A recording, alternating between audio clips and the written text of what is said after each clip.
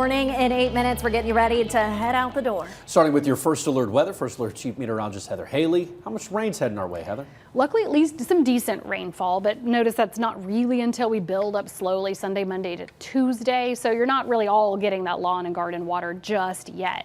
When I add that up, though, over the next 5 days, then you can see most of us are collecting a good ½ an inch to an inch in these shades of green. So we got to get through a couple of those rounds Monday to Tuesday.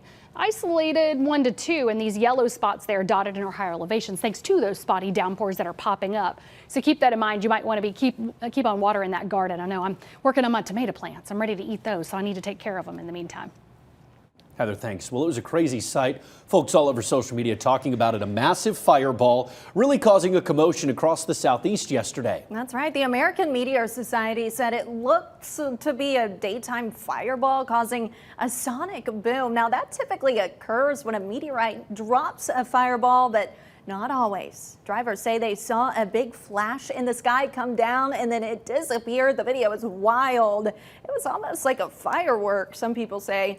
The National Weather Service says satellite images also showed it in the sky. According to the American Meteor Society, the Boudin's meteor shower is happening this week, but they didn't say whether this fireball was a part of that. And some good news. If you do take interstate through the mountains, we are hearing I-40 could, keyword could, open as soon as today. State Representative Jeremy Faison posting on Facebook saying there's a good chance we will see the interstate open today at noon. That area is still under repairs after 4 rock slides last week. When the closure first happened, TDOT said they expected it to last 2 weeks to fix the damage, saying the interstate would open on or before July 3rd. But now, just over a week after the damage, Faison saying things are looking good. TDOT, however, sticking with their original timeline and goal of July 3rd. TDOT telling us crews have been on site since the flooding rock slide occurred, saying they're continuing to work tirelessly towards the goal of opening I-40 back open at the state line. Meanwhile, people in Hartford not the only ones feeling the strain of Interstate 40 being closed. Supply chains also feeling it. With the closure, there is a 30-minute detour that all shipments have to take. 30 minutes may not seem like a lot of time, but it does cost extra money. That's $167 a day per truck.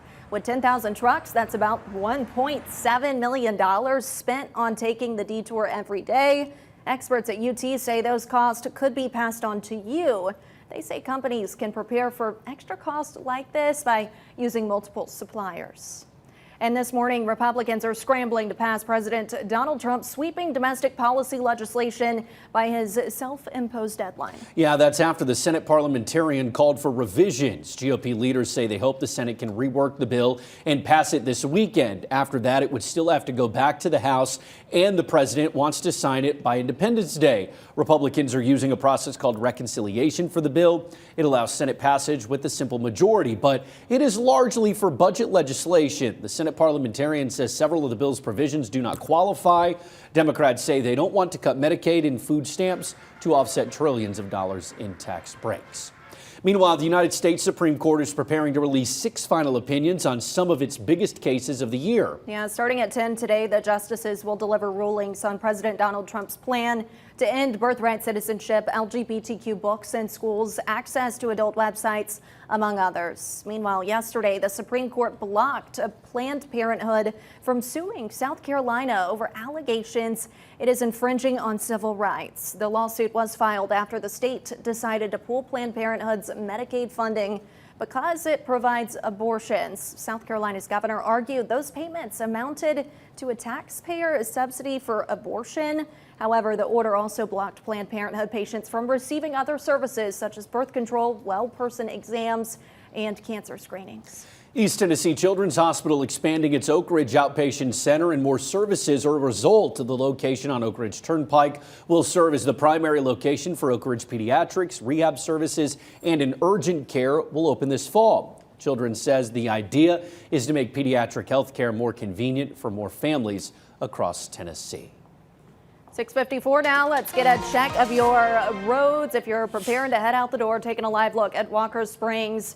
East and westbound lanes up to speed. Always good news at this hour. I-75 at Merchant Drive, a little bit of a different story. We are seeing that congestion Pickup in that area right now. Those southbound lanes, we are used to seeing it. Several cars in that area. 640 at Western Avenue. Not seeing any issues there. East and westbound lanes up to speed at the moment. Always some good news if you're heading out. I'd say the only thing that could cause some slowdowns out there from the weather side would be some pockets of fog. Watching some clouds drift by at times this morning. You can actually see some of that fog drifting around as we look across Knoxville. You're going to see these clouds in and out today. Still plenty of sun exposure. Still need the sunscreen.